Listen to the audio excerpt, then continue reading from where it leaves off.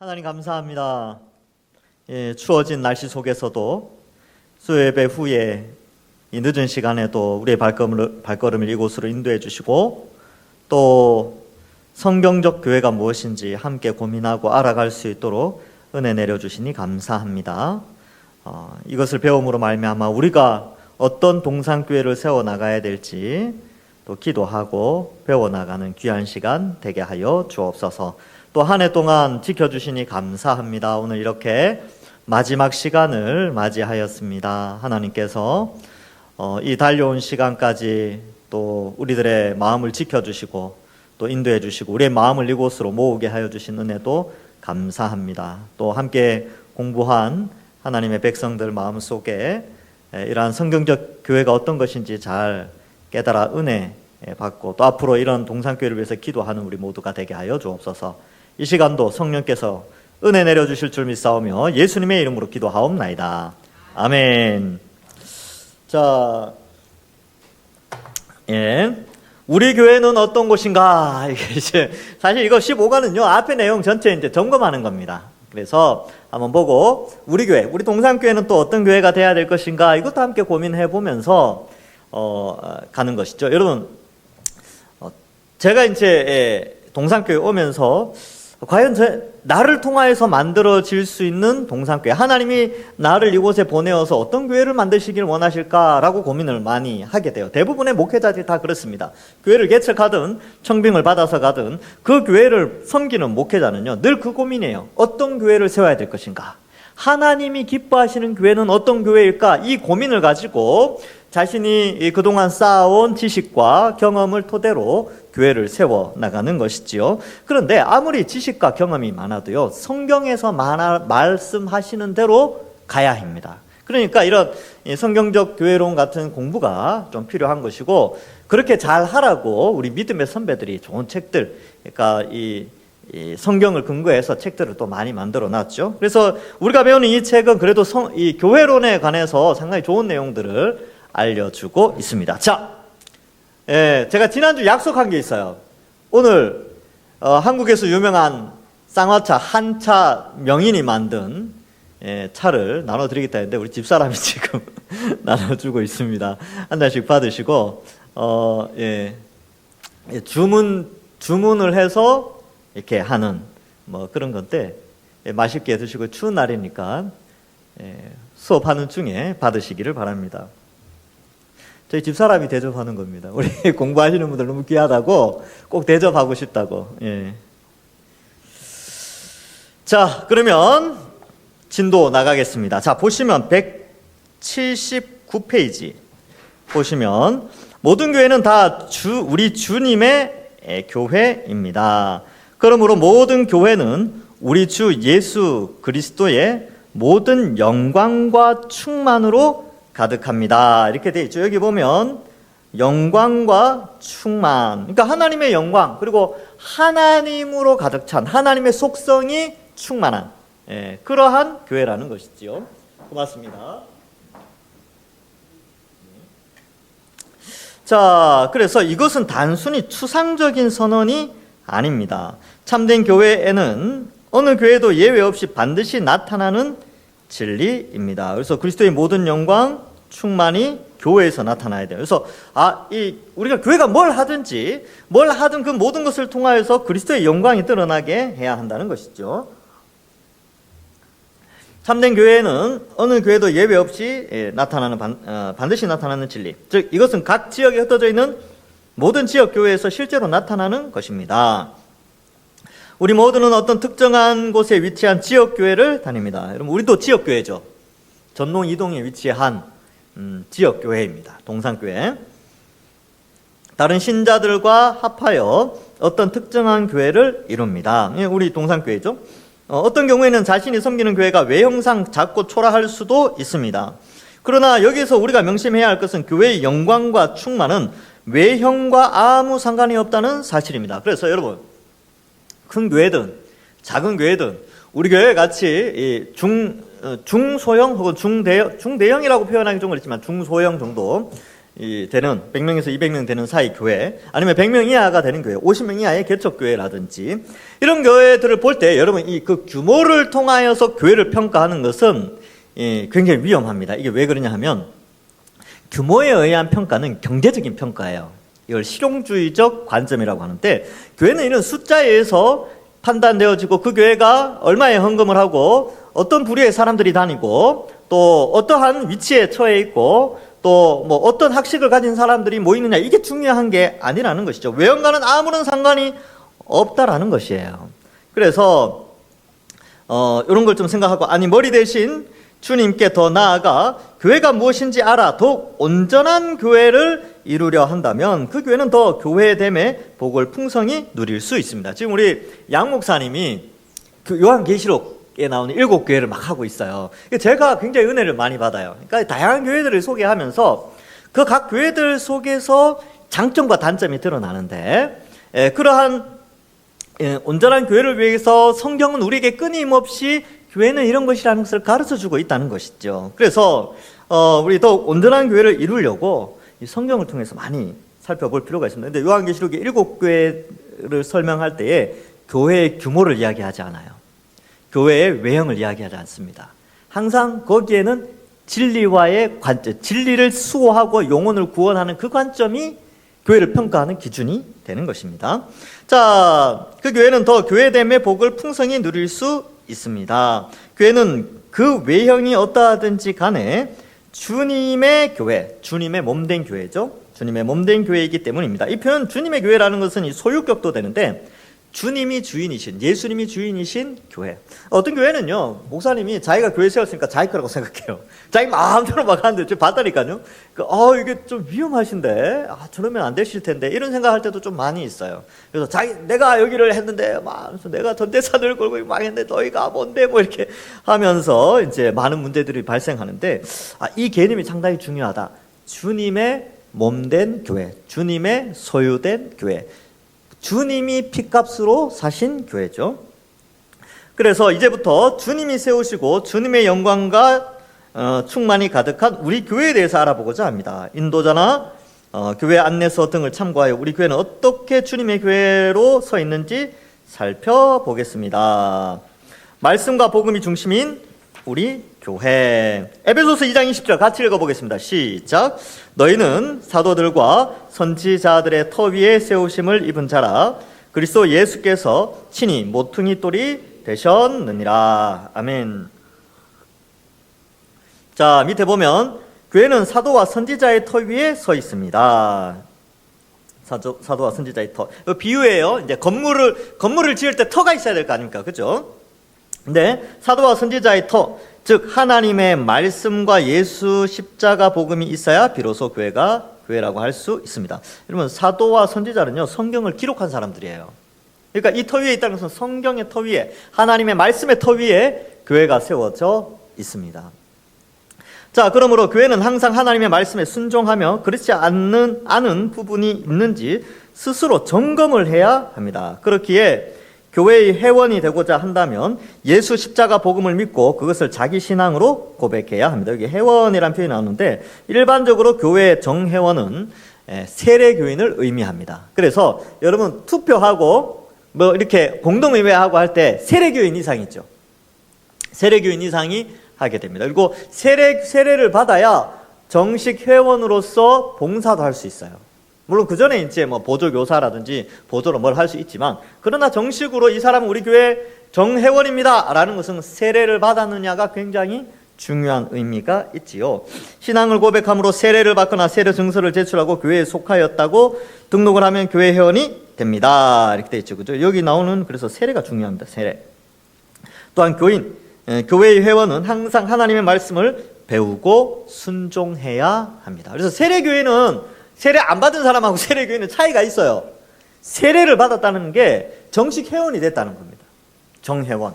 그래서 여러분, 어느 단체에든지 정회원의 자격이라는 것이 있지요. 교회도 마찬가지예요. 교회는 교회 공동체 안에는 세례를 받은 자와 세례를 받지 않은 자가 동시에 존재하죠. 그리고 세례를 받았다고 해서 우리는 알 수 없지만 하여튼 그렇게 구분할 수가 있어요. 진짜 예수를 믿는 자와 믿지 않는 자가 섞여 있어요. 세례를 받았지만 예수 안 믿는 사람들도 있고요. 아직 세례는 받지는 않았지만 이미 이제 교회 오면서 바로 예수님을 믿고 성령 세례를 받은 사람이 또 있다는 것이지요. 그래서 이게 누군지 명확하게 알 수는 없지만, 구분할 수는 없지만 그렇게 분류로 되어져 있다, 이 정도는 우리가 알 수 있습니다. 그래서 어쨌든 우리는 세례받은 교인이라면 말씀을 배우고 순종해야 됩니다. 자, 우리 교회는 성경을 하나님의 말씀으로 믿으며 예수 십자가만이 참된 진리임을 믿습니다. 그렇죠? 동산교회는 그래요. 예. 우리 교회가 어떻게 성경을 중심에 두며 가르치고 있는지 알아보십시오. 첫 번째는 뭡니까? 첫 번째는 예배예요, 예배. 여러분, 예배를 통하여서 성경을 가르치죠. 성경을 배우죠. 그죠? 설교를 통하여서 배우게 됩니다. 그 다음에 또 뭐가 있습니까? 어떻게 또 성경을 배웠죠? 그 다음에 구역 성경 공부 시간이 있습니다. 구역 모임. 그 다음에는요, 예, 주간 말씀, 네, 이거 있습니다. 주간 말씀이 있어요. 이걸 다음 주 설교를 미리 예습하는 것이지요. 그 다음에 뭐가 있습니까? 양육 과정이 있죠. 이 성경적 교회론을 하고 내년에는 요한계시록을 합니다. 요한계시록 상. 그래서 내년에는 이제 뭐 설교 형태는 아니고 이제 강론 형태, 강의하듯이, 예, 이렇게 이제 요거는 뭐고 이렇게 어떻게 연결되고 이런 것들을 이제 요한계시록을 그걸 잘 해야 됩니다. 그래서 그러한 양육 과정들을 해야 한다는 것이죠. 그래서 이러한 것들을 통하여 말씀 중심의 교회로 되어야 되는데, 우리 교회가 이런 것 좀 괜찮은 것 같습니까? 어떤 부분은 좀 강하고 어떤 부분은 좀 약하긴 하지만 그래도 이런 부분들을 좀 강하게 하려고 하는 것이죠. 자, 2번. 교회는 성경 말씀을 듣고 배울 뿐만 아니라 그 말씀대로 존재해야 합니다. 왜냐하면 교회의 머리는 우리 주 예수 그리스도이시기 때문입니다. 교회의 목적, 정책, 행정, 방법, 모임, 관습 등 모든 것은 오직 말씀 곧 머리이신 주님의 뜻대로 이루어져야 합니다. 여러분, 그래서 교회 안에 예배든 행정이든 뭐든 이 하나 예수님의 머리 되심과 분리될 수 없다는 거예요. 그래서 어떤 정책을 결정하고 어떤 일을 할 때도 그것이 예수님의 뜻에 맞는 행동인가 교회는 끊임없이 고민하고 해야 돼요. 그래서 이러한 부분들을 완벽하게 할 수 없지만 그렇게 이제 예수 그리스도의 영광을 드러내기 위해서 점점점 그런 부분까지. 신방도 마찬가지예요. 신방도 이 하나님의 영광을 위해서 신방을 하고 그 신방의 목적을 명확하게 해야 되는 거예요. 그리고 구역 예배 같은 경우는 더욱더 명확하죠. 우리가 왜 모이는가? 말씀을 배우고 지체를 위해서 기도하고 또 교제하고 이런 목적이 구역 모임이 또 있는 것이죠. 또 단합대회를 가도 마찬가지예요. 단합대회라는 것은 어떤 목적을 가지고 갑니까? 우리가 그리스도 안에서 한 지체로서 교제하는 거예요. 저는 일종의 그 가족여행으로 여기거든요. 여러분, 가족들끼리 여행 가시잖아요. 그게 뭐냐면 가족들끼리 여행 가면요, 가족 간의 정이 굉장히 돈독해집니다. 우리가 여전도회에서나 위원회에서 밥 먹으러 간다든지 이렇게 단합대회를 가잖아요. 저는 그 가족여행으로 봐요. 굉장히 중요한 시간입니다. 이러한 것들이 다 목적이 있다는 것이죠. 목적. 바로 주님의 몸된 교회로서의 목적, 주님의 뜻대로 되어져야 됩니다. 그래서 이 단합대회 갔는데 막 싸운다든지 그러면 목적이 어긋나는 거예요. 예. 그래서 어떻게 해서든지 이 단합대회의 목적, 이런 것들을 생각해야 되는 것이죠. 우리 교회는 이런 모든 면에서 어떻게 주님의 뜻에 따르는지 인도자의 설명을 들으십시오. 그래서 우리는 이러한 모든 것들이 다 주님 뜻 안에서 1년 동안 되어지는 각 기관에서 되어지는 여러 가지 행사들 또 그런 것들이 다 주님의 뜻대로 이루어지도록 계속해서 끊임없이 발전해 나가야 됩니다. 처음부터 완벽한 교회는 없어요. 그런데 저는 지난주에도 말씀드렸죠. 이 책은 방향성을 지시하는 거예요. 그래서 이걸 가지고 교회를 평가하고 비판하고 그런 게 아니라, 우와, 이런 것들이 표준이라면 우리 교회가 이런 표준에 맞게 이 방향성대로 이제 성장해 나가야 되겠구나. 올해, 내년. 그래서 어떤 꿈을 가지셔야 되냐면 2024년보다 한 2030년에는 정말 여기 나오는 성경적 교회의 모습을 조금 더 닮아 있는 거예요.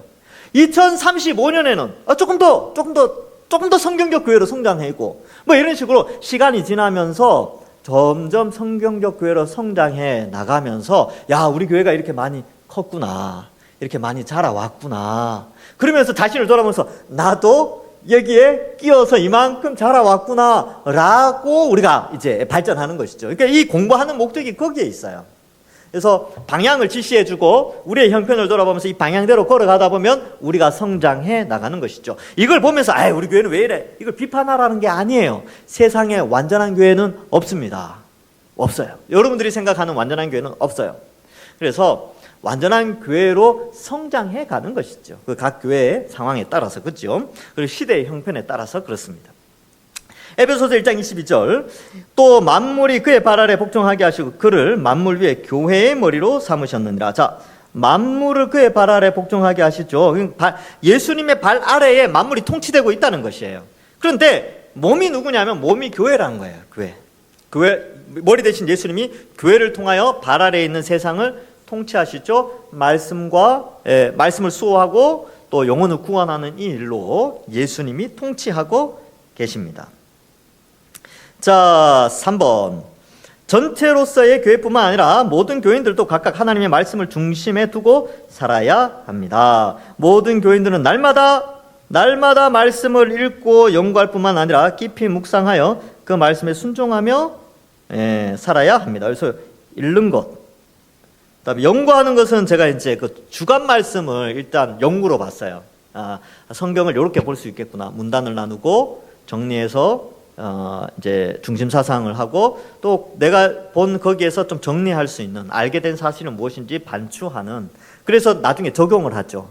주보에 보면 주간 말씀의 순서가 그렇게 돼 있어요. 이게 이제 연구하는 과정이거든요. 그래서 깊이 묵상하며 그다음에 순종하며 살아가야 합니다. 그렇게 하기 위해서 구체적으로 어떻게 하고 있습니까? 일단은 좀 쉽게 우리는 주간 말씀을 통해서 또 구역 모임을 통해서 이것을 하고 있는데 또 이제 조금 심화된 것은 이런 양육 과정을 통해서 조금 더 심화시키고 있지요. 디모데후서 봅시다. 그러나 너는 배우고 확신한 일에 거하라. 너는 내가 누구에서 배운 것을 알며 또 여기서부터 읽어봅시다. 15절 16절 같이 읽어볼까요? 시작. 또 어려서부터 성경을 알았나니 성경은 능히 너로 하여금 그리스도 예수 안에 있는 믿음으로 말미암아 구원에 이르는 지혜가 있게 하느니라. 모든 성경은 하나님의 감동으로 된 것으로 교훈과 책망과 바르게 함과 의로 교육하기에 유익하니. 17절도 같이 읽습니다. 이는 하나님의 사람으로 온전하게 하며 모든 선한 일을 행할 능력을 갖추게 하려 함이라. 네, 아멘. 자, 그래서 우리 교회가 지금 말씀을 읽고 연구하고 묵상하며 순종하게 살도록 왜 그렇게 해야 되냐면 말씀이 이런 능력이 있기 때문에 첫 번째 이제 구원을 주죠. 그 다음에 구원받은 후에 우리를 어떻게 합니까? 하나님의 사람으로 온전하게 하고 선한 일을 행할 능력을 갖추게 해요. 왜? 성경은 교훈과 책망과 바르게 함, 의로 교육하기에 유익하기 때문에. 자, 그런 의미에서 여러분 우리가 하고 있는 것은 이제 성경 읽기죠. 성경 읽기. 지금 성경 다독하고 계시는데 자, 그거 보면 너무 기뻐요. 작년보다 올해 더 많이 하셨습니다. 그리고 올해보다 내년 더 많이 하실 줄 믿습니다. 그래서 우리 교회는 어쨌든 성경을 많이 읽는, 그래서 성도들 한 사람 한 사람이 성경을 가까이 하는. 내년도 표에도 그걸 넣었어요. 누구나 모든 성도가 1년에 1독 이상 하도록 표에 아예 집어넣어 버렸어요. 그래서 성경을 읽어야 되고요. 그 다음에 책들도, 경건서적들도 좀 참고하고 특별히 이런 양육 과정이나 이런 것들을 좀 같이 하게 되는 것이죠. 자, 그래서 이런 부분들, 여기 뭘 써야 될까라고 하실 때 성경 읽기.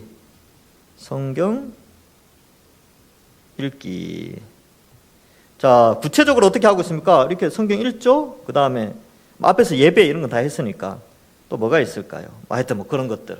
성경 읽고 주간 말씀하고, 그죠?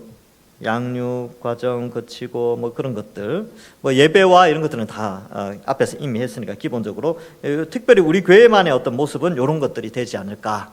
그렇게 우리 교회에서 특별히 강조하는 것은 여기에 있습니다. 다른 교회들 다 예배 드리잖아요, 그죠? 예배 다 드리니까 제외하고 우리 교회만의 어떤 특징을 여기서 좀 생각해 볼 수 있습니다. 자, 사명을 감당하는 우리 교회는 예배, 양육, 선교라는 세 가지 기본적인 사명을 가지고 있습니다. 모든 교회는 교회의 사명에 적극적으로 참여할 의무죠.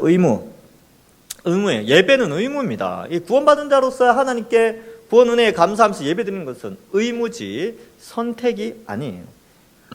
그래서 의무가 있습니다. 양육도 마찬가지죠. 계속 배우는 것도 의무입니다.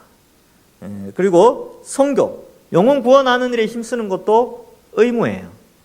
자, 모든 교회의 사명으로 유익을 누릴 권리도 있습니다. 자, 근데 이 사명이라는 것이 또한 권리예요. 예수 믿은 우리이기 때문에 할 수 있는 예배의 권리, 그죠? 양육의 권리. 우리 좀 말씀 좀 배우게 해주십시오. 이렇게 요구할 수 있는 거예요. 여러분들이 저에게 양육에 대한 권리를 요구할 수 있습니다. 요구할 수 있어요. 그리고 선교에 대한 권리가 있습니다. 제가 막지 못해요. 막 전도하고, 여러분들 막 영혼 구원 전도하고, 막 선교하고 하는데 제가 막을 권리가 없어요. 제가 막을 힘이 없어요. 여러분들의 권리예요, 그거는. 마음껏 선교하고 전도하는 것이죠. 우리 교회는 이 세 가지 사명을 어떻게 감당하고 있는지 알아보겠습니다. 우리 교회는 정한 시간에 모든 교인이 모여서 함께 예배드리는 공예배를 가장 중요하게 생각합니다. 맞습니까? 예, 공예배가 정말 중요해요. 그래서 특별히 주일 예배, 이거는 빠질 수 없죠. 그래서 공예배는 언제 드립니까? 예배 순서는 각각 어떤 의미를 지닙니까? 예배를 잘 드리기 위해서 어떻게 준비해야 합니까? 이렇게 되었죠, 있지요. 이는 그로 말미암아 우리 둘이 한 성령 안에서 아버지께 나아감을 얻게 하려 합니다. 이게 아버지께 나아가는 게 예배예요, 예배. 자, 그래서 이제 예배죠. 각종 예배, 주일 예배, 주일 오후 예배, 수요 예배, 수요 밤 예배, 금요 기도회, 새벽 기도회, 이런 공적인 교회에서 공적으로 예배를 드리는 것이 중요합니다. 근데 금요일 날 하는 것은 기도회죠. 예배라기보다는 기도회. 그리고 새벽도 기도회. 그런데 이제 예배 형식을 가지고 있기 때문에, 그래서 금요 예배 혹은 금요 기도회, 새벽 예배 혹은 새벽 기도회, 이렇게 표현하고 있습니다.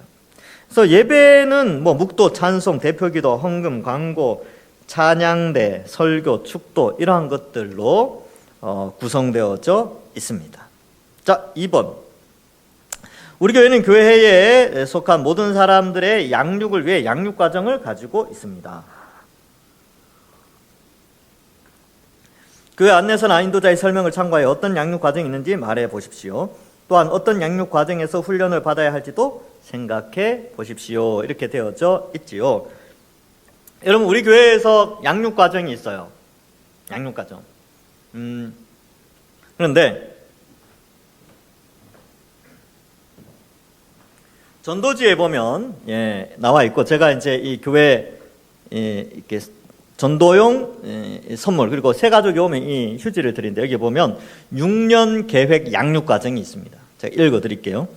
1년 차에는 복음 신학 강좌, 십자가 믿음 칭의. 그 다음에 2년 차에는 기초 교리 교육과 언약 신학. 3년 차에는 하나님 나라와 구속사. 4년 차에는 교회론. 이게 우리 지금 하는 게 교회론이에요. 4년 차입니다, 지금. 교회론과 하이델베르크 교리 문답인데, 이거는 나중에 다음번으로 넘기겠습니다. 왜냐하면 이 성경적 교회론이 워낙 내용이 방대해서 1년 원래는 한 학기 커리큘럼으로 잡았는데, 준비하고 공부하다 보니까 이거 1년으로 준비하자라고 해서 1년짜리 책을 선택을 했습니다. 반학기짜리 책도 있어요. 교재가 있습니다. 근데 그것보다는 이게 훨씬 더 괜찮아서 1년짜리로 했고요. 그 다음에 내년이 5년 차입니다. 5년 차 요한계시록 전체 강론상, 그 다음에 요한계시록 전체 강론하, 이렇게 됩니다. 2년 동안 요한계시록을 하게 되는 것이죠. 이런 계획을 가지고 양육 과정을 어떤 양육 과정에서 훈련받는지 보고요. 이 6년 차가 끝나면 7년 차 때는 제가 안식년이에요. 근데 제가 전에도 말씀드렸다시피 저 안식년 때는 책을 읽습니다.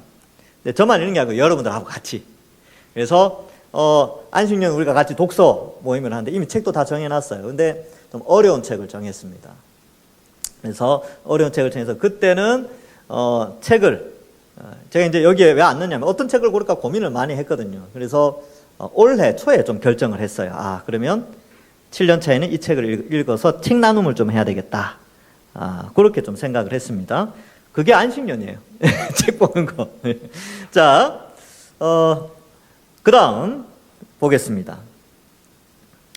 이런 게 있고, 디모데후서 3장, 이거 읽었죠? 그 다음에 디모데후서 4장 1절부터 5절이 있는데, 거기에 이런 내용이 나옵니다. 너는 2절에 보면 말씀을 전파하라. 때를 어떤지 못 어떤지 항상 힘쓰라라고 돼 있죠.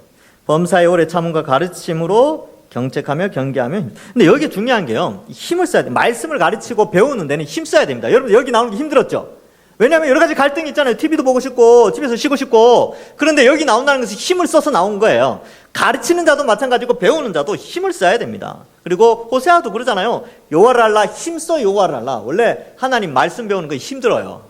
예, 그런데 성경도 힘을 쓰래요. 그리고 오래 참으래요. 오래 참음과 가르침, 경책, 경계, 권하라는 건데, 제가 가르치고 권하고 이렇게 하겠지만 말씀이 가르치는 거죠. 그리고 우리는 함께 배우게 되는 것입니다. 왜 이렇게 해야 되느냐?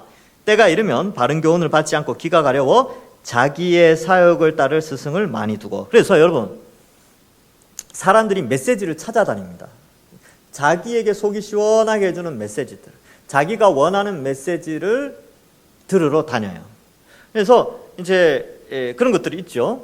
그러니까 요즘 이제 그런 성향이 가끔 있는데, 저도 이제 이거 신학교에서 배운 건데, 뭐냐면 오늘날 목회자들이 안전하는 메시지들이 있대요. 몇몇 메시지들이. 이런 거는 교회에서 설교하면 안 돼. 이런 것을 이렇게 설교하면 성도들 떠나가. 이런 거 설교했다가는 이제 어려워. 그러니까 이런 것들은 빼는 거죠. 그러니까 제가 이제 배울 때는 그랬어요.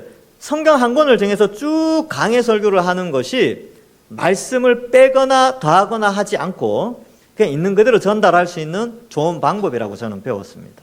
그래서 이제 이렇게 하는 거예요. 저도 뭐 주제별로 이렇게 막 이렇게 하고는 싶죠. 이렇게 주일날.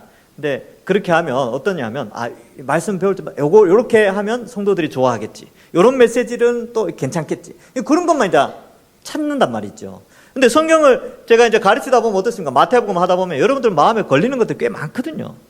이거 전하면 힘들 텐데 이런 분들도 있고 그렇습니다. 근데 어때요? 빼놓을 수 없어요. 오늘날 성도들이 어떤 메시지를 원하는지 제가 더 잘 압니다. 그러니까 부교육자 시를 쭉 거치면서 어떤 사람들이 교회를 떠나가면서 무슨 말을 하고 교회를 떠나가는지 제가 알겠습니까? 모르겠습니까? 제가 교회를 한 5-6군데 거쳐왔는데 어떤 메시지를 전하면 떠난다는 걸 제가 기가 막히게 압니다. 근데도 전해야 돼요. 전해야 됩니다. 그래서 이게 참 중요하죠. 그래서 자기 사역을 쫓는 거예요. 자기 사역. 그러니까 예전에는 듣고 이건 내 말씀이구나, 하나님 앞에 회개해야지, 이래야 되는데 이상하게 시대가 변해서 이건 어떻게 나를 알고 나한테 이런 치는 설교를 하지 하고 나가버린다는 거예요. 회개하지 않고, 반성하지 않고 그냥 내 마음에 안 들어 하고 내 마음을 위로하고 격려하고 이 정도 죄는 괜찮다 해주는 교회로 모여들게 되는 것이죠. 그런 교회들이 이제 대형화되는 거죠. 특별히 오늘날 사람들이 이제 복 받는 설교를 좋아하니까 축복 설교, 기복 설교 이런 데로 많이 갑니다. 자, 또 그 귀를 진리에서 듣고 허탄한 이야기를 따르죠. 허탄한 이야기들은요 재밌어요. 재밌는 이야기들이 많아요. 성경이 안 나오는데 재밌는 이야기들 많다니까요. 그래서 저도 유튜브를 통해서 이렇게 설교를 들어보면, 어떤 사람 유명하다 들어보면요, 너무 재밌어요. 재밌는데 성경의 원리와는 맞지 않는 그런 것도 있습니다. 그러나 너는 모든 일에 신중하여 고난을 받으며 전도자의 일을 하며 내 직무를 다하라. 그래서 교회도 그렇습니다. 여러분, 저도 여러분들 좋아하는 설교, 복 받는 설교, 위로하는 설교 이런 거 있잖아요. 하고 싶어요. 그런데 항상 그렇게는 할 수 없어요. 또 왜냐하면 본문대로 쭉 가죠. 그래서 어떤 본문은 읽기만 해도 은혜가 되고 위로가 되는 성경 본문이 있다니까요.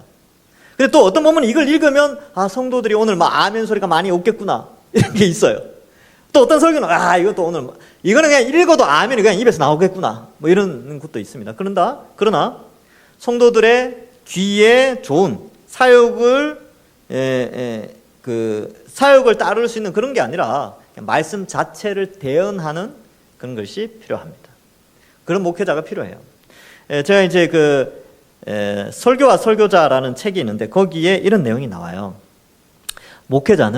설교자는 대언자다. 대언자. 그래서 이 대언자가 뭐냐 하면 사람들의 상황이 중요한 게 아니라 하나님의 말씀을 그대로 전달하는 것이 중요하다. 그렇게 책에서 읽었습니다. 자, 3번. 모든 교회는 주님의 명령을 따라 모든 민족에게 복음을 전해야 합니다. 이제 전도와 선교죠. 우리 교회도 복음 전파의 사명을 감당하기 위해 선교와 전도에 힘씁니까? 우리 교회의 구체적인 선교 정책은 무엇입니까? 모든 교회는 이 사명에 적극적으로 참여해야 하는데 어떻게 교회의 선교 전도 정책에 참여하시겠습니까? 하겠습니까? 그래서 여러분, 이 선교 정책은 우리 교회 같은 경우는 이제 선교사를 파송하죠. 그래서 파송해서 간접적으로 선교사들의 생활을 조금 보충해주는, 전적으로 책임지지는 못하지만 그들이 일정 정도 생활할 수 있는 부분을 지원하는 것으로 되어 있고, 후원 선교사도 있고 선교 단체를 후원하기도 합니다. 자, 이런 방향성으로 이때까지 왔어요. 그래서 여러분들이 선교 헌금을 내고 그 선교 헌금을 통하여서 파송 선교사와 후원 선교사들을 돕는 형태로 가지요. 그러면 이제 앞으로는 어떻게 될 것인가? 앞으로 조금 더 발전된 선교 방향성은 어떻게 해야 될 것인가? 또 한번 고민을 해봐야 되겠죠. 그래서 저도 그 고민을 하고 있고요.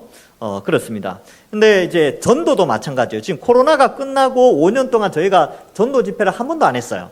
근데 내년에 합니다. 그리고 어쩌면 이번에 온가족 초청잔치 같은 경우도 뭐 전가족, 교회 성도들 가족들 초청하는 것도 일종의 전도의 하나의 시작점이라고 볼 수 있습니다. 물론 완공돼서 다 하면 참 좋겠지만 거의 다 완공돼 가니까 그냥 하는 거예요. 자, 하고 저도 역시 이제 에너지를 전도에 신경을 쓸 수 있는 거죠. 이제 건축이 완료되면 이제 전도하는 일에 힘을 써야 되겠죠. 그래서 내년에는 한 사람 이상 마음에 품고 전도하는 해. 자, 내년에는 성경 일독하는 해. 한 사람 품고 기도하고 전도하는 해. 그렇게 될 겁니다. 그렇게 해서 이제 방향성을 가지고 가는 거예요. 그리고 이제 올해는 안 했는데 작년에 했던 각 주일마다 각 기관별로 나가서 이제 전도하는 것도 다시 하려고 합니다. 이게 이제 우리 교회가 방향을 세우고 있는 거예요. 이건 이제 저의 혼자만의 결정이 아니고 우리 당회 장로님들하고 지난번 간담회 때 이야기되어졌던 것입니다. 그래서 선교 정책과 전도 정책들, 이런 것들을 세워서 교회는 이 일에 움직여줘야 돼요. 여기에 무관심하거나 그냥 없는 게 아니고, 그리고 이제 선교사님들을 위하여서도 기도하고 그렇게 해야 됩니다. 기도 제목에 항상 선교사님들의 기도의 제목이 들어가요. 그래서 우리가 이제 기도하는 것이죠. 저도 새벽에 꼭 선교사님들 이름 딱 부르고, 막 길게는 못하지만 오늘 하루도 이분들 사역 잘 할 수 있게 해달라고 그 정도는 하는데, 이렇게 기도는 계속 해야 돼요. 자, 그래서 이런 부분들이 있죠. 마태복음 28장 18절부터 20절 읽어보시면 되고, 여기 보면 가서 모든 민족을 제자로 삼아라고 돼 있죠. 그래서 너희 1장 8절에 보면 성령이 너희에게 임하시면, 우리는 이미 성령이 임했어요. 성령이 이미 임한 우리에게는 어떤 열정이 있냐면, 내 주변에 예수님 믿지 않는 사람들을 보면 전도해야 되겠구나라는 마음의 갈망이 생겨요. 그게 성령이 임한 사람의 특징입니다. 여러분, 친척들 중에 가까운 사람 중에 예수 안 믿는 사람들 있잖아요. 근데 보면 어때요? 아유, 기회를 잘 잡아서 작전 잘 써서 이 사람 전도해야 되겠다, 이런 생각이 든단 말이죠. 왜 그러냐면 우리 속에 성령이 있어서 그래요. 전혀 무관심하면 정말 성령이 있는지 한번 그 자신을 점검해 봐야 됩니다. 자, 교회의 의무를 감당해야 하는 우리 교회. 자, 모든 교회의 정회원, 세례교인들이에요. 세례를 받은 자이며 세례 받을 때에 교회의 관할과 치리에 복종하고 교회를 위하여 애쓸 것을 서약합니다. 이거 세례 서약할 때 나오죠. 즉, 교회는 교회의 예배와 가르침, 교제와 섬김의 복을 누릴 권리를 가질 뿐 아니라 마땅히 해야 할 의무도 가지게 됩니다. 세례교인에게는 의무가 있어요. 교회는 공예배뿐만 아니라 교회의 각종 모임에 참여할 의무를 지닙니다. 이거 참 참여할 의무예요. 여러 모임에 참여해야 됩니다. 그래서 뭐 공동의회라든지 재직회라든지 이런데 재직들이 다 참석해야 돼요. 그래서 요즘 이제 젊은 재직들은 잘 참석 안 하는데, 아니요, 교인의 의무입니다. 자, 여기 나와 있죠. 참여할 의무. 각종 모임 있죠. 예배는 말할 것도 없죠. 그래서 그 교회는 그런 모임에 적극적으로 참여하여 교회가 더 온전해지도록 섬겨야 합니다. 우리 교회에서 예배 외에 어떤 모임들이 있습니까? 이렇게 되어져 있죠. 많이 있죠. 뭐 구역 모임, 전도회 각 기관별로 있고요. 뭐 재직회도 있고 공동의회도 있고 뭐 여러 가지 각 기관별로 있습니다. 그리고 위원회도 여러 가지가 있지요. 그래서 그런 각 기관을 위해서 기도해 주셔야 합니다. 그래서 구역, 그 다음에 기관, 전도회 있죠. 그 다음에 교육부서, 뭐 이런 여러 가지 등등등 봉사부서 위원회가 있단 말이에요. 위원회. 뭐 교육위원회 또 거기에 들어가지만 위원회, 각 위원회가 있어요. 이런 모임들에 참여할 의무가 있습니다. 그래서 내년도 표에 한 사람이 한 기관 봉사하는 해라고 제가 여기 목표에 적어놨어요. 내년도 거. 내년에 나오면 알겠죠.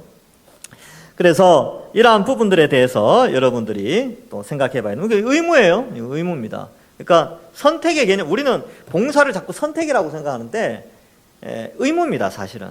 의무인데 의무를 자꾸 이야기하면 부담되니까 그냥 이제 선택할 수 있도록 해주는데 사실은 참여의 의무가 있어요. 그런데 이제 점점 이제 성장해 가야 되겠죠. 조금씩 더 이런 분위기가 좀 되면 봉사하는 것이 기쁨이 되고 이거는 내가 구원받은 자로서 당연히 하나님 앞에서의 섬김의 의무구나라는 것을 사명의 의무로 받아들여야 된다는 것이죠. 교회의 본질은 성도의 교제에 있기에 자 이제 교제 부분이 나옵니다. 교회는 교제에 참여할 의무가 있습니다. 자신이 속한 교회의 다른 교인들을 지체와 가족으로 여기 나오죠. 지체, 몸, 가족으로 받아들여 사랑하고 섬기며 그들과 교제해야 합니다. 여러분 우리는 다 달라요. 다 연령도 다르고 배움도 다르고 생각도 다 다릅니다. 근데 여러분 그 부모님들 다 알죠? 같은 공장 같은 재료인데 나와 보니까 다 달라 애들이. 그렇지 않습니까? 그죠? 애들 다 다르잖아요. 애들 나와 보면 다 달라요. 왜 그렇습니까? 하나님 그렇게 만드셨어요. 각자 인격이 다 달라요. 교회는 더하죠. 교회는 많은 사람들이 모여 있는데 생각이 다 100명이 모이면 100가지 생각이 있어요. 근데 다 가족이래요. 다 지체래요. 지체.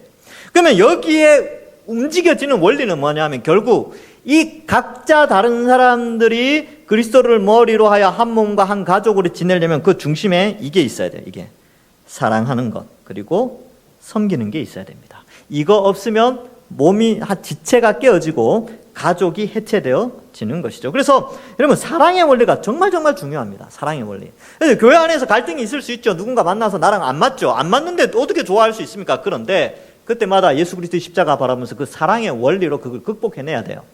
그래서 갈등이 없을 수는 없어요. 제가 다 압니다. 갈등이 있을 수 있죠. 여러분들 사이에서 갈등이 있을 수 있어요.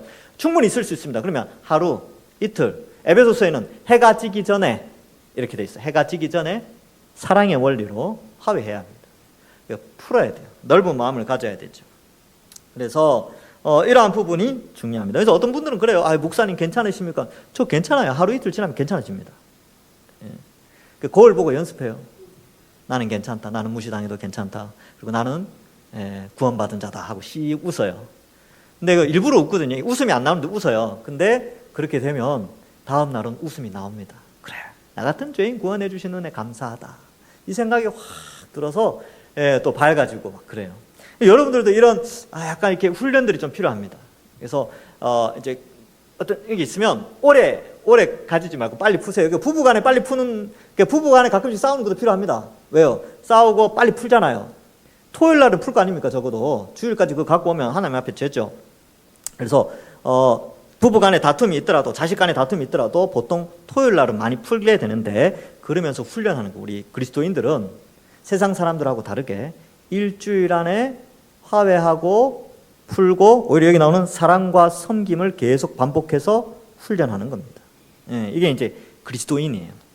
자, 우리 교회에서 어떻게 교제에 참여할 수 있습니까? 가족처럼 함께 살아가기 위해서 더욱 애써야 할 영역은 무엇이겠습니까? 이렇게 있죠. 하여튼 저는 그렇게 생각합니다. 예배 잘 드리고 밥 먹는데 같이 잘 가고 바쁘면 어쩔 수 없겠지만 그리고 차 마실 때 같이 차 마시고 놀러 갈 때 같이 놀러 가고 겨울에 눈 구경할 때 눈 구경 가고 봄에 꽃 구경 같이 다니고 여름에 물 시원하게 가고 가을에 단풍 구경 다니고 저는 그거 참 좋아해요.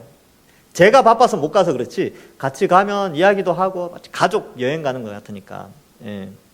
그래서 잘 노십시오. 이게 좀 표현이 좀 그런데 이렇게 잘 놀아야 돼요. 잘 이렇게 교제하는 거죠. 자, 그래서 오직 성도들과 동일한 시민이요 하나님의 권속, 이 친척, 가족 이런 개념이에요. 그래서 이런 것들. 그래서 이제 우리는 이제 일주일마다 이렇게 훈련 받는 사람들 일주일마다 이렇게 일주일 그죠? 예. 그러니까 예수 안 믿는 사람들과는 상당히 달라요. 상당히 품격이 있는 사람들입니다. 인격적인 면에서도 상당히 단련되어져 있는 사람들이 있죠. 자, 3번 봅시다. 3번. 교회에서 이루어지는 교제와 섬김은 실질적이어야 합니다. 시간을 내어 만나거나 직접 찾아가서 도울 수 있어야 합니다. 자기의 소유로 섬길 수 있어야 됩니다. 교회 지체 중에 도움이 필요한 사람을 어떻게 구체적으로 돕고 있습니까? 또 자신의 헌금 생활은 어떠한지 서로 나누어 보십시오. 자, 근데 여기서 볼 때에 저는 이제 제가 이제 먼저 나서야 되니까 제가 집사람이 이거 지금 같이 공부하거든요. 집사람하고 이야기할 때, 야, 우리가 가족인데 우리 집을 오픈한 적이 별로 없는 것 같다. 이제 교육자들 재작년인가 한번 교육자들 밥 한번 우리 집으로 초대한 적이 있는데 집사람한테 이야기했어요. 이제 집을 오픈하자. 다 초청할 수 없으니까 일단 뭐 제가 여기 와서 처음 했던 부서가 동사로 와서 청년부를 했지 않습니까? 제가 청년들하고 약간의 그런 관계가 있어요. 그래서 근데 그때도 청년들을 못 불렀거든요. 옛날에 청년부 사역할 때는 항상 집으로 불렀었는데 여기 와서는 그때가 이제 코로나 때라 가지고 불러서 뭐 라면을 끓여 먹든지 밥을 먹든지 그걸 못 했어요. 그게 제 마음에 계속 남아 있었어요. 그래서 집사람하고 우리 청년 먼저 부르자. 내가 4년 전에 못 했던 거 이번에 한번 하자. 그다음에 우리 장로님들 예, 장로님들 내년에 집으로 초대하겠습니다. 그래서 왜 이 계획을 세웠냐 하면 우리 가족인데 우리 가족이지 않냐. 가족인데 초청해서 같이 밥 먹고 이야기하고 차 마시는 거. 우리가 먼저 모범을 보여야 성도들도 구역 모임도 할 거 아니냐. 각 가정에서 불러서 구역 모임하고 그럴 거 아니냐. 뭐 그렇게 이제 생각을 한 거예요. 그 이제 조금씩 지금 청소하고 있습니다. 집을 청소해야 돼. 사람 초청하려면. 그러니까 조금씩 하고 있어요. 그러니까 이게 이제 적용이죠, 적용. 배운 게 있으면 적용을 해야 됩니다. 그래서 이렇게 이제 제가 본을 보이면 성도들이 그만큼 따라와요. 이건 확실한 거니까. 그래서 제가 일부러 이렇게 이야기하는 거예요. 자, 그래서 자신의 소유로 섬기는 거예요. 구체적으로 어떻게 돕고 있습니까? 또 도움이 필요한 사람. 우리 교회는 이제 구제하는 일에 힘쓰려고 많이 하고 있습니다. 여러분 재직해 오거나 연말 예산 이렇게 보시면 구제비가 우리 교회가 이제 잡혀 있어요. 예, 그래서 그런 걸로 교회 안에 어려우신 분들이 있습니다. 그리고 우리 지금 이제 겨울이 돼 가지고 이 지역 사회에 우리 구청에서 하는 따뜻한 겨울나기 운동이라는 게 있어요. 거기에 우리 교회가 일정 금액을 또 후원을 하고 우리 3040 있죠? 3040 우리 교회 3040 제가 1월 달에 저금통 나눠줬습니다. 아이들하고 가난한 사람 돕는 거 훈련해야 된다고. 그래서 1,000원짜리든 요즘 동전을 잘 안 쓰지만 혹시나 동전 있으면 동전을 넣어서 연말에 그래서 여러분 이번 주일날 둘째 주일날 다 가져오라고 이미 공지를 띄워놨습니다. 갖고 와서 모아서 다음 주에 이제 그 주민센터에서 오기로 했어요. 그래서 이야기를 하고 가서 이제 우리 교회가 이렇게 해가지고 해마다 하는 건데 지역 사회에 이렇게 하는 거죠.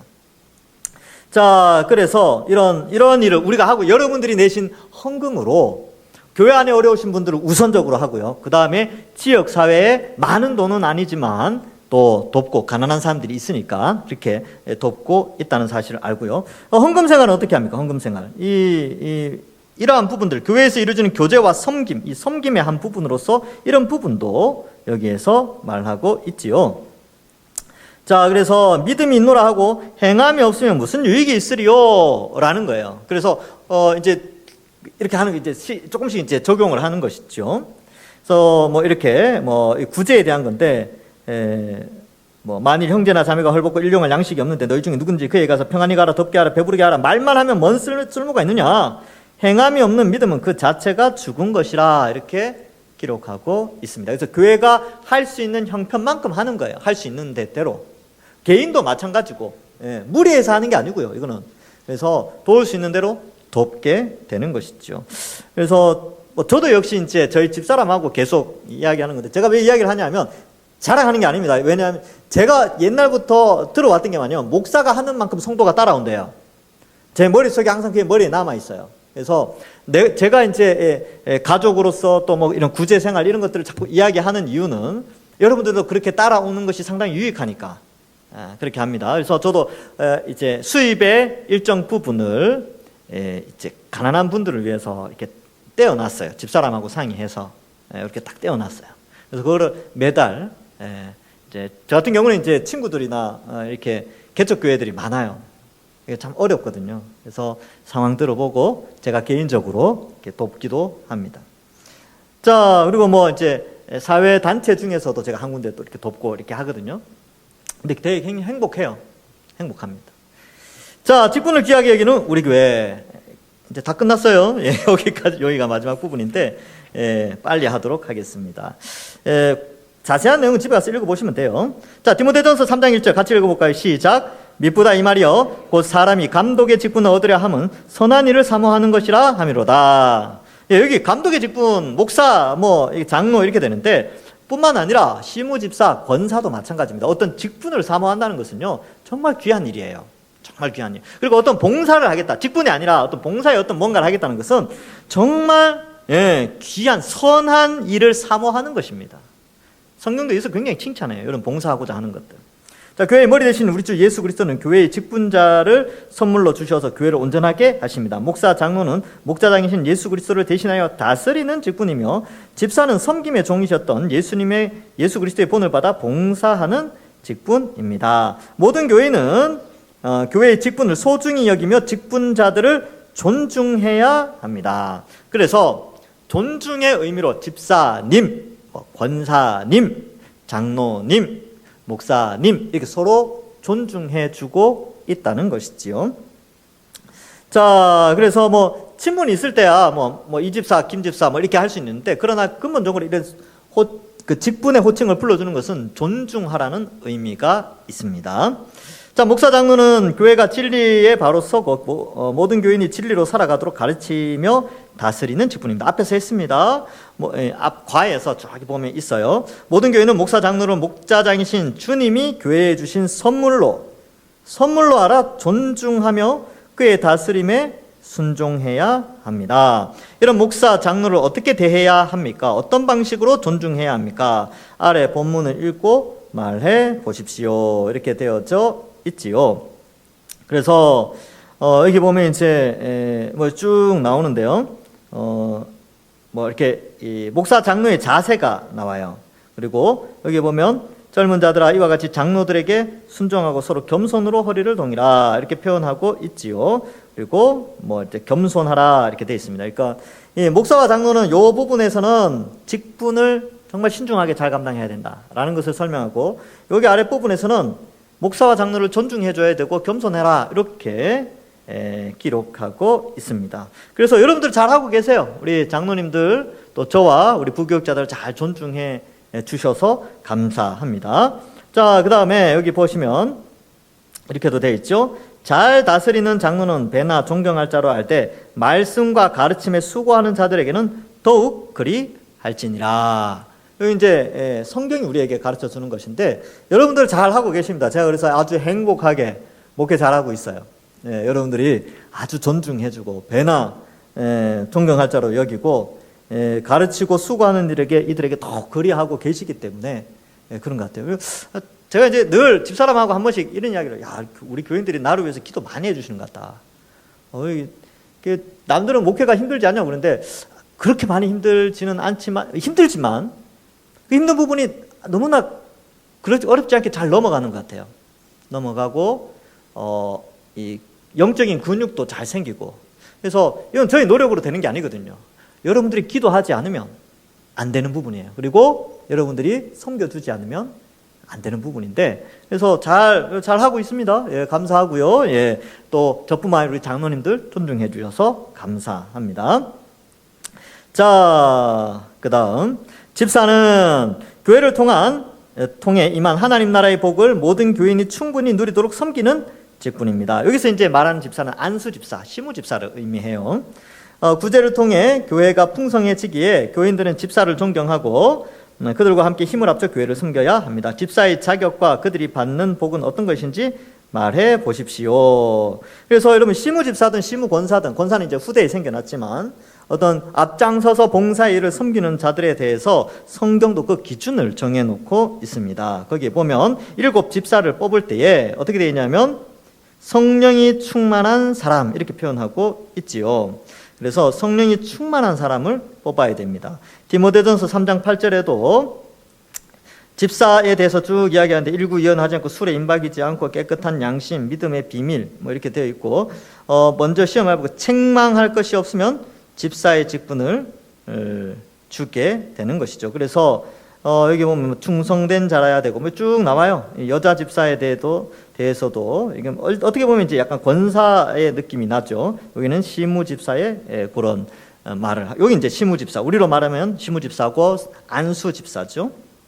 그 직분을 가진 여자 집사, 뭐 이제 권사 이렇게 볼 수 있는데 다 좀 신중해야 합니다. 함부로 세우거나 성령이 충만한 사람들로 구분해서 직분자를 잘 세워야 합니다. 그래서 제가 와서 이 부분을 조금 했었죠. 그래서 좀 집중해서 조금 더 이렇게 하려고 했습니다.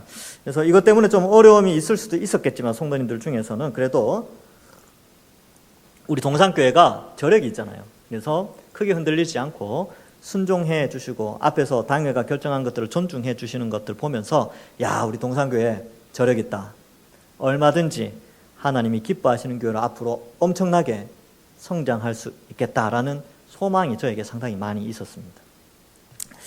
자, 3번. 교회는 항상 밖으로는 사나운 이리와 안으로는 어거리진 말을 하는 사람들로 인해 위협을 당하고 어려움을 겪기도 합니다. 양 목사님 죄송한데요. 여기 앞에 거 좀 꺼주실래요? 예. 앞에 거만. 예. 교회는 항상 그렇죠. 예. 위협을 당하고 있어요. 그러니까 이단들도 많이 있다는 거죠. 그리고 이 세상의 문화나 문명 이런 것들이 교회를 얼마나 약화시키는지 몰라요. 그래서 이런 악한 자들로부터 교회와 하나님의 양떼를 보호하기 위해서 목자장이신 주님이 목사와 장로를 주셨습니다. 목사와 장로가 교회 안에서 악한 자들을 다스리고 칠이 경계하고자 할 때 우리는 어떻게 해야 합니까? 그러니까 이 교회 안에 교회의 표지 중에 세 번째가 권징이라는 게 있어요. 권징은 죄가 교회 안에 들어와서 교회를 약화시키거나 교회를 더럽히는 것을 막고 그것을 제거하기 위한 수단입니다. 그래서 어떻게 해야 되느냐 이렇게 되어 있는데 여기 이제 사도행전 20장 28절부터 30절에는 사나운 이리가 들어온다 이런 표현이 있죠. 그래서 조심해야 된다라는 것이고요. 그래서 이 대안을 뭘로 제시하냐면 주와 및 그의 은혜의 말씀께 부탁하노니 그 말씀이 능히 너희를 든든히 세우사. 사도행전 20장 32절에 나오는 말씀입니다. 그래서 말씀으로 든든히 서야 된다라는 것을 가르쳐주고 있고요. 마태복음 18장에도 여기 이제 권징의 순서를 설명해요. 그래서 형제가 죄를 범하거든 우리가 앞에서 다 했던 거예요. 그래서 그 사람과만 1번이죠. 그 다음에 두 번째 두세 증인, 그 다음에 세 번째가 교회에 말하고 교회 말도 듣지 않거든. 출교죠, 출교. 혹은 칠이 이렇게 하게 됩니다. 이러한 것들은 왜냐하면 교회가 가진 권세 때문에 그래요. 교회가 땅에서 매면 하늘에서도 매이고 땅에서 풀면 하늘에서 풀린다. 이게 무슨 말이냐면 교회가 결정하는 것은 하늘의 결정이다. 이 개념이에요. 그래서 이게 7일을 할 때 교회에서 출교를 시키잖아요. 그러면 하나님도 그 사람은 하나님 백성이 아니다 라고 한 것과 같이 여긴다는 거예요. 교회에서 그를 받아들이잖아요. 그러면 하나님도 교회를 통하여 그를 하나님 백성으로 받아들인다 라는 개념을 가지는 것처럼 그만큼 교회의 권세가 크다는 것을 말해주고 있습니다. 이외에 우리 교회에 대해 더 알아야 할 부분이 있다면 교회 안내서를 참고하거나 인도자의 설명을 들으십시오라고 되어 있는데 이것은 이제 우리 동산교회에 대한 일반적인 그런 의미가 되겠죠. 자, 오늘은 여기까지. 또 이 책은 여기까지 공부하고 부록은 그냥 부록이니까 읽어보실 분들은 읽어보시기를 바랍니다. 1년 동안 달려오신다고 수고 많으셨습니다. 완벽한 교회를 이 책도 완벽한 교회론을 설명하지 않아요. 교회론에 대한 책은 너무나 종류가 많고 두꺼운 책들도 많이 있는데 우리가 쉽게 공부할 수 있도록 쉽게 만들어 놓은 교재일 뿐입니다. 전부가 아니에요. 그렇지만 이 책을 통하여서 우리 동산교회가 어떤 방향성을 가지고 나가야 될지 알려주고 있고 우리의 부족한 것은 보완하고 우리가 이 책에 맞는 것, 이 책에 있는 것처럼 그렇게 있다면 감사하는 그런 의미가 있습니다. 그래서 여기 계신 분들 다 같이 함께 더욱더 지금도 성경적인 교회로 잘 서가고 있지만 앞으로 더 성경적인 교회로 함께 세워나가시는 그런 우리 저와 여러분들 되시기를 간절히 축원합니다. 아멘 소리가 그렇게 크진 않지만 이런 아름다운 교회로 세워나가길 간절히 축원합니다. 예, 감사합니다. 우리 이 시간 잠깐 기도하고 마치겠습니다. 이 15과에 해당되는 내용을 살폈는데 우리 동산교회가 더욱더 올해보다는 내년에 더 성경적인 교회로 성장해 나갈 수 있게 해달라고 그렇게 조금 추상적인 기도이지만 또 하나님이 기뻐하시는 교회, 말씀을 수호하고 가르치고 또 사명을 잘 감당하고 또 영혼을 구원하는 이런 일들에 충성된 교회가 되게 해달라고 이 시간 잠깐 기도하고 제가 마친 기도하고 마치겠습니다. 함께 기도하겠습니다. 하나님 감사합니다. 우리를 택하여 구원하여 주시고 하나님 자녀 삼으시며 1년 동안 이 성경적 교회를 잘 배우게 하여 주시니 감사합니다. 앞으로 더욱더 하나님이 기뻐하시는 그러한 교회로 우리 동산교회가 세워지게 하시고 함께 공부한 우리 여기 있는 성도들을 통하여서 또 이들의 어떤 그런 가치관을 통해서 우리 교회가 더욱더 성장하는 일에 힘쓰고 또 세워지는 그런 아름다운 교회가 되게 하여 주옵소서. 지금 참 좋은 그런 교회의 모습도 있지만 더 보완해야 되고 보충해야 될 성경적 교회의 모습도 있습니다. 하나님께서 도와주셔서 올해보다는 내년이 더 좋은 교회, 또 5년 후, 10년 후, 15년 후, 20년 후는 더 하나님이 기뻐하시는 교회로 성장해가는 우리 동산교회가 되게 하시고 또 영혼 구원하는 일에도 또 더욱더 힘쓰며 더욱더 이제 앞으로는 더욱 성장하고 부흥하는 일만 남아있는 우리 동산교회 될 수 있도록 축복하여 주옵소서. 한 지체와 한 가족으로서 더욱더 끈끈한 사랑의 법으로 사랑으로 하나 되어지는 우리 동산교회가 되게 하여 주옵소서. 하나님 감사합니다. 1년 동안 지켜주시고 성경적 교회론을 배우게 하여 주시니 감사합니다. 우리가 꿈꾸는 교회, 우리가 소망하는 교회 이러한 책들을 통하여서 더욱더 발전시켜 나가고 지금까지 우리 동산교회를 잘 세워주셨는데 더욱더 잘 세워지고 보완되어지고 또 더욱더 성장하고 발전하는 우리 동산교회 성경적 교회가 되게 하여 주옵소서. 그리하여 빌라델비아 교회처럼 서머나 교회처럼 칭찬받는 교회 되게 하여 주옵소서. 감사드리오며 예수님의 이름으로 기도하옵나이다. 아멘. 수고하셨습니다. 종강했습니다. 이번 주일날 수료식을 하도록 하겠습니다. 현재 그렇습니다. 그래서 수료자는 이렇게 이제 출석률 60% 이상으로 했습니다. 그래서 많이 참석하지 못하신 분들은 비록 수료하지 못하지만 그러나 그래도 함께 짧은 시간이었지만 함께 했다는 것이 또 의미가 있으니까 그렇게 해주시고 주일날 또 수료하는 시간을 가지겠습니다. 안녕히 돌아가시기 바랍니다.